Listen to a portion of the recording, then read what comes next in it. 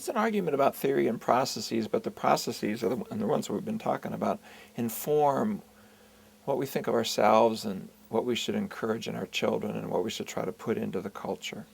And I think really we've been through a time when we thought we could think our way out of this and kind of think clearly, and that would solve the problem, and detect logical errors, and that would solve the problem. We thought of these suffering as a problem of sort of dysfunctional cognitions.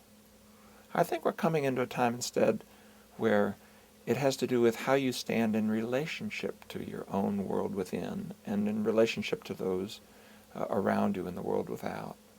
And I believe that these are the things that we need to put into our schools, education, into our psychotherapy, and into our culture more, finding a way to not be so harsh and judgmental, so objectifying and dehumanizing, constantly focused within and trying to get these difficult thoughts and feelings to go away, or focused without and objectifying and dehumanizing others.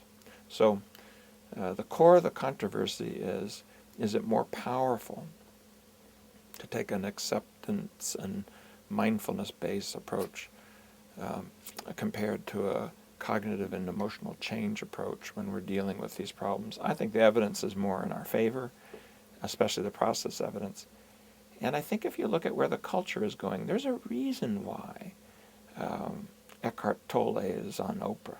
There's a reason why the Purpose-Driven Life is a bestseller, quite apart from appealing to evangelicals and the Christianity that's in it. It's also, there's a yearning for meaning, for values, and for mindfulness and acceptance, because we've created a modern world where our children are exposed to 10, 20, 30 times the number of words that our great-grandfathers were exposed to.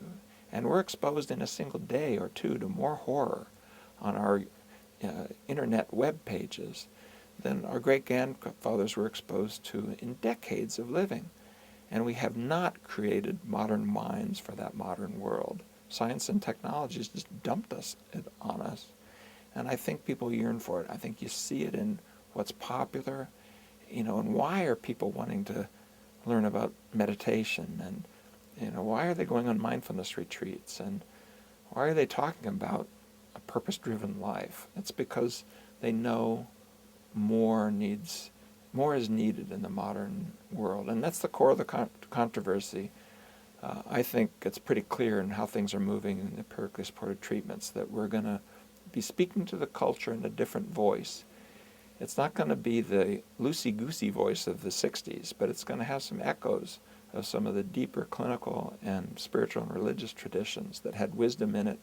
If we're not going to get there through religious means and things of that kind, which greatly has weakened in the West, we're going to have to find a way to put it in the culture in a different way, because we need something right now other than yet another cable shoutcast or yet another